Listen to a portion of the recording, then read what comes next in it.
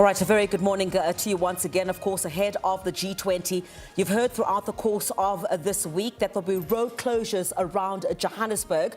We've got our reporters that are out for us. Calvin Dludla is in Sandton, as well as Lopang Alamo, who is in Nasrec. We're expecting some of those areas to be incredibly busy. Those road closures should have started by now. Let's start with SABC News reporter Calvin Dludla, who is in Sandton. Calvin, a very good morning to you. Talk to us what the impact is at this particular hour. Have we seen any of those changes? Of course, we understand this is all a dry run ahead of what's expected to be a very busy week next week. Good morning to you, Griselda, and to our SABC viewers at home. We have moved back to Cranston Drive, where we are monitoring these road closures. In your introduction, you mentioned that the JMPD officials are urging the motorists to be patient on the roads and adhere to road rules. Superintendent Xolani Fihla is the spokesperson of the JMPD. He is here with me. Superintendent Fihla, thank you very much for your time. Earlier, you were with my colleague Lopang and Nasrec, and now you have moved to Sandton. Tell me about those roads who will be affected about this operation. Thank you so much for the opportunity, Calvin, and let me greet the viewers. We know that a significant part of the city of Johannesburg is affected with these rolling operations. It's coordinated operations from various law enforcement agencies within the province of Gauteng, the Road Traffic Management Corporation through the National Traffic Police, Gauteng Traffic Police, the Johannesburg Metropolitan Police Department, the SAPS, the Tshwane Metro Police and the Ekurhuleni Metro Police Department. And with the affected routes, we know that a greater part of Sandton and Nasrec are the greatly affected areas. And currently we have seen operations passing through Cranston Drive, but it has been reopened now for traffic to flow. We are seeing that the M1 is still closed with heavy congestion coming from the Buckley interchange, and this is to allow the operations to move from the Sandton area towards Nasrec. And within the Nasrec area, we know a couple of routes then have been closed off to traffic, especially on Rancho Road. Northern part of Rancho Road is closed off, and the southern part of Rancho Road has been converted into dual carriage. When we were down the road, we saw some of the motorists were stopping, engaging with traffic officials. Some of them, they looked confused, that they didn't understand what was happening. Have you communicated with motorists about this operation? We have been doing our best to communicate with residents and motorists through media statements that have been released, through interviews, and also sharing messages through our social media pages. And it is important for our residents to be aware of these type of operations, because this is similar to what we are going to be seeing next week on the 22nd and on the 23rd. So we'll be pumping more messages for our residents so that they are aware and that they can use alternative routes, or maybe even stay at home and watch TV while these operations are continuing. I see even helicopters from traffic. Which other stakeholders are you engaging or are you working on this? As I did mention, it is a coordinated effort. It's not only the Johannesburg Metropolitan Police Department, but as I mentioned, it's a Road Traffic Management Corporation, South African Police Services, Gauteng Traffic Police, and our colleagues from Tshwane and Ekurhuleni Metro Police Department. You can tell us your message to motorists? Our message for motorists and residents is for them to be patient at this present moment with the operations, to reassure them that with the road closures, they are periodic, so it's not completely between 9 and 1 o'clock in the afternoon. Once the operations have passed through certain routes, then roads will be reopened. But most importantly as well, let's be cooperative with the law enforcement officials who are on the ground, and also just be aware of the closures and alternative routes that are available. Before I release you, Superintendent Fihla, two questions. First, I see each and every corner there are police officers, JMPD members. Do you have enough boots on the grounds? Number two, how are your preparations going to the G20 over the weekend? Starting with our preparations, I think we're 100% there. This is one of the operations leading towards the actual summit.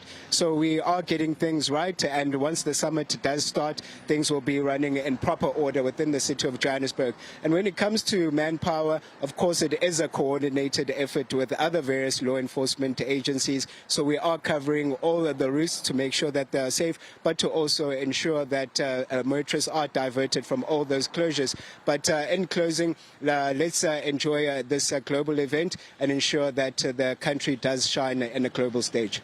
Behavior of motorists since you have been closing roads? The behavior of motorists, we have seen that they are complying. I know it might be challenging for them, and especially if you're stuck in traffic, but to reassure them once again, once the operations have moved past, then the roads will be reopened. Just to confirm and get a clarity, is this operation for today only? These operations, they are continuous. We have been doing them in the previous months. They will continue until the end of the summit, but with the joint coordinated law enforcement operations, they will continue way before the G20 Leader Summit. Thank you very much. Thank you. That was Superintendent Xolani Fihla, the spokesperson of the Johannesburg Metropolis Department, known as the JMPD. Lopang Alamu, my colleague is in Nazareth. I'm handing over to her, Lopang.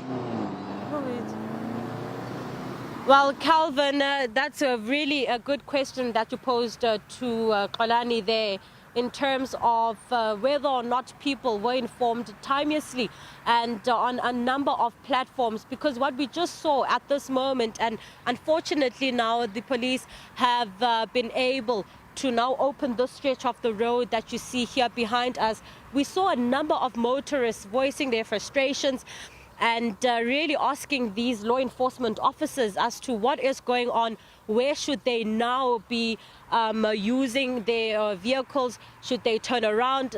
Some even complaining about the number of law enforcement that have made them turn around, and they've been driving around in circles.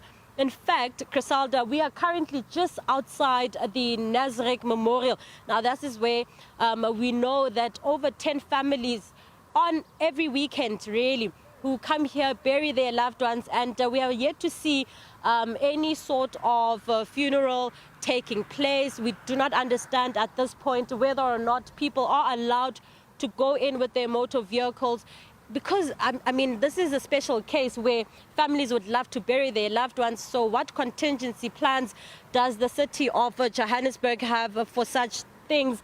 We do see families coming in and out of the cemetery, so they had to park a bit further away than where they would normally park. We are currently also seeing at this moment, and our colleague Noam Bender will give you those visuals, some vehicles that are being turned around. In fact, at this point, what you see in front of you is the Nazareth Road. Now, this is one of the busiest roads, and we've seen quite a number of those vehicles that will be on the road during the G20, making their way from this end. And what you will see now, one of the motorists also just really trying to convince law enforcement officials rather, that they have a funeral. They would like to access this stretch of the road. There is no other entrance, unfortunately, to the cemetery, out of the cemetery. So some of the things that really need some answers, some answering to.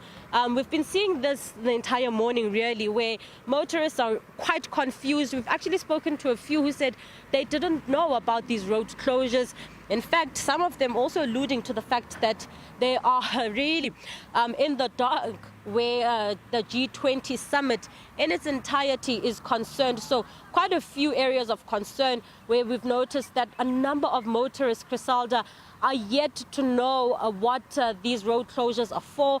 They are yet to they're yet to heed the call by the officials who have been trying to alert motorists of alternative routes that they can use from the ones that they are used to. So as things stand, traffic is still under control, and we're yet to see traffic that is backlogged or motorists who are really, really frustrated. Just really some concerned motorists who said, but they didn't know. So we'll keep an eye out on that, Crisalda, as we monitor this dry run for the rest of the day. To my colleagues, Lopang, who is out in Nasrec at this particular hour, as well as Calvin Kluja, who is out in Sandton monitoring those road closures ahead of the G20. Of course, you could see that lots of preparation has been put in to ensuring that there is a smooth, dry run, to ensure that traffic will also move smoothly once you have a host of those visitors that will be arriving in South Africa.